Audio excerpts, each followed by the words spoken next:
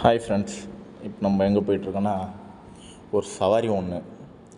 என்னடா அவன் எலக்ட்ரிக்கலும் போடுறான் ப்ளம்பிங்கும் போடுறான்னு நினச்சிக்காதீங்க. நான் ஆட்டோவும் ஓட்டுறேங்க. அதில் வந்த சவாரி தான் இது. கோயிலுக்கு போனோம் நாங்கள் ஒரு 2 கோயிலுக்கு.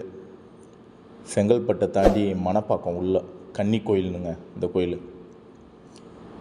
இந்த கோயிலை அவங்க பூஜை பண்ணிவிட்டு இன்னொரு கோயிலுக்கு கூட்டின்னு போனோம் நாங்கள். இந்த கோயிலை பார்த்துட்டு கல்குளம் கிட்டங்க முத்து மாரியம்மன் கோயில். என்ன ஸ்பெஷல்னு எனக்கு தெரில, ஆனால் நான் பார்த்த ஸ்பெஷல் இந்த வேப்ப மரம் தாங்க.